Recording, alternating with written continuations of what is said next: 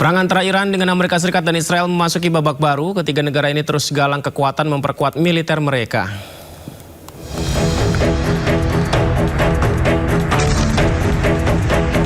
Perang Timur Tengah semakin meluas. Ketiga negara yang terlibat, Amerika Serikat, Israel, dan Iran, saling menggalang kekuatan.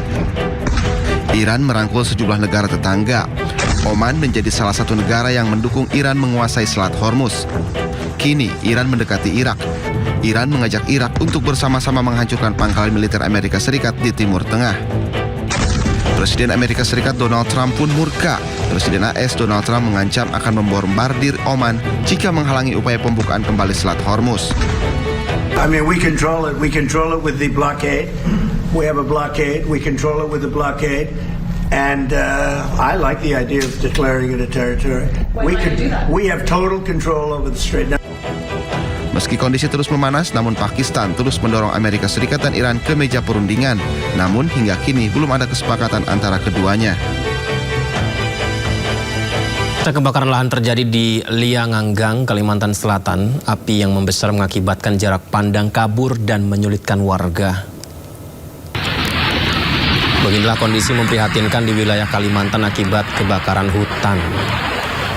Ya pemirsa, ini adalah situasi saat ini di Kalimantan ya. Ini yang terjadi dialami saudara-saudara kita di Kalimantan. Kebakaran lahan terjadi di salah satunya di Lianganggang, Kalimantan Selatan dan beberapa wilayah lain.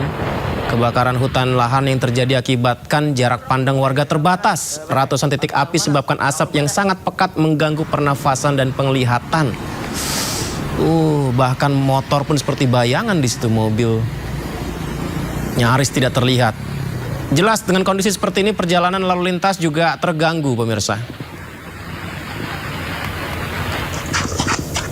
Nah, salah satu yang juga menyedihkan, kegiatan belajar mengajar pun terganggu. Kita lihat ini ada anak-anak yang sekolah terpaksa pakai masker ya. Berjalan kaki berangkat dan pulang sekolah.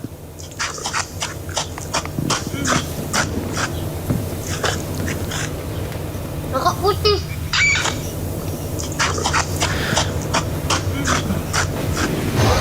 Lalu pemirsa, ini akibat jarak pandang yang terbatas, mobil truk membawa produksi sepeda motor baru terguling. Ya kalau asap tebal seperti ini kan sangat-sangat berbahaya dan ya ini truk sampai terguling ini. Karena jarak pandang terbatas sebabkan truk tidak mampu mengontrol lajunya. Situasi asap tebal akibat kebakaran hutan ini sangat membahayakan pengguna jalan. Dan hingga saat ini titik api masih belum padam sepenuhnya.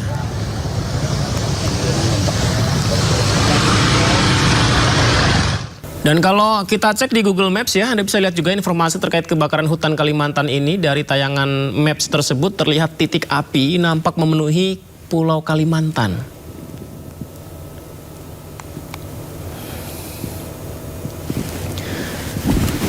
Nah ini dia, tayangan kondisi kebakaran hutan di wilayah Kalimantan. Jadi kalau kita mengetik keyword Karhutla Kalimantan, ya tayangan Google Maps ini langsung menunjukkan titik-titik api yang memenuhi wilayah di Pulau Kalimantan. Ini kita lihat ada di Ajuang, ada di Murung Pudak, Balikpapan, Kalimantan Timur, Tarakan. Banyak sekali ya. Nah, uniknya meski di pulau yang sama, ini Brunei Darussalam, lalu Malaysia, ini di situ belum terlihat ya titik api di sana. Mungkin tidak ditunjukkan karena ini objeknya adalah Karhutla Kalimantan, mungkin begitu ya, mungkin begitu.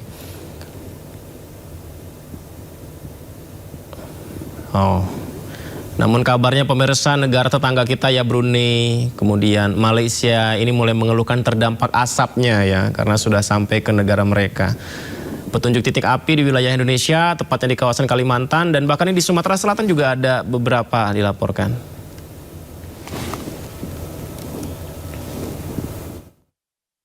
Lagi-lagi jadi langganan tiap tahun, Kalimantan darurat kebakaran hutan dan lahan. Puluhan ribu hektar lahan terbakar, tersebar di berbagai wilayah Kalimantan membuat relawan pemadam karhutla kelelahan.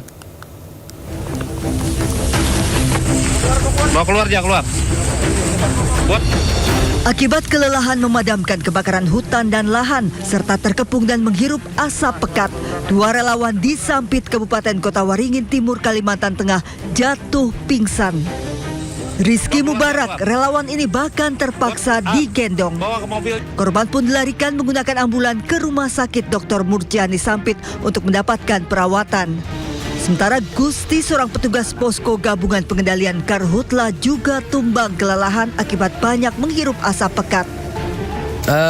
Terlalu menghirup banyak asap dan ya lumayan jarak titik api cukup jauh dan besar juga apinya. Selama Karhutla, para relawan ini jatuh bangun berjuang memadamkan Karhutla, bekerja siang malam tanpa dibayar sepeser pun.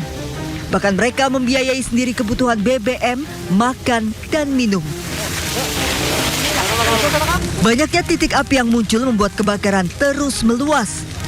Salah satunya di Kota Palangkaraya. Kalimantan lagi-lagi darurat kebakaran hutan dan lahan. Berdasar data BPBD, Kalimantan Barat jadi provinsi dengan luas karhutla terbesar, lebih dari 28.700 hektar. Kalimantan Tengah lebih dari 2.300 hektar dan Kalimantan Selatan 3.400 hektar lebih.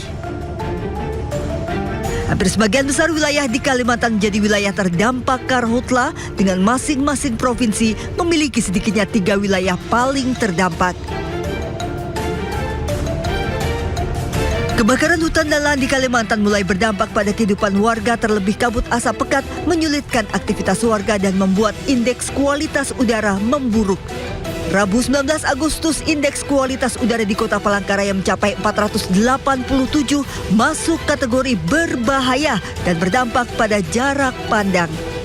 Tim kontributor iNews melaporkan. Semoga segera padam ya. Pemirsa, kebakaran hutan dan lahan di Palangkaraya, Kalimantan Tengah kian meluas. Titik api baru maupun lanjutan bermunculan hingga mendekati permukiman sehingga membuat warga khawatir.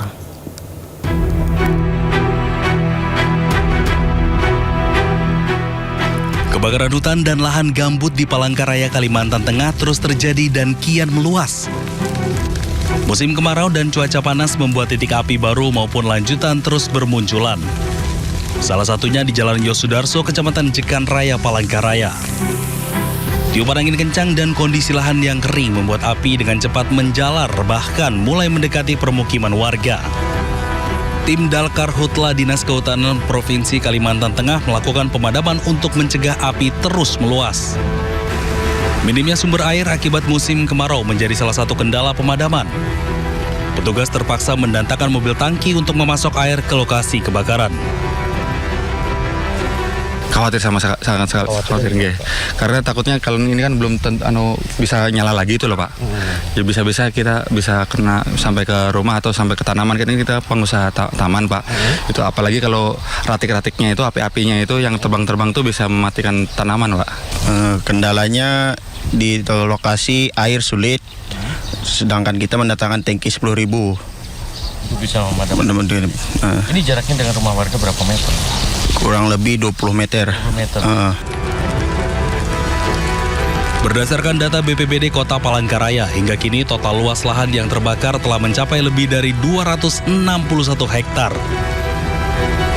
Kebakaran tersebut tersebar di 4 kecamatan dengan total 289 kali kejadian. Dari Palangkaraya, Kalimantan Tengah, Ade Sata, iNews melaporkan. Iran mengklaim negara bagian California menjadi wilayah baru negaranya. Hal ini dilakukan sebagai balasan atas aksi Presiden Amerika Serikat Donald Trump yang mengklaim Selat Hormuz sebagai bagian dari AS.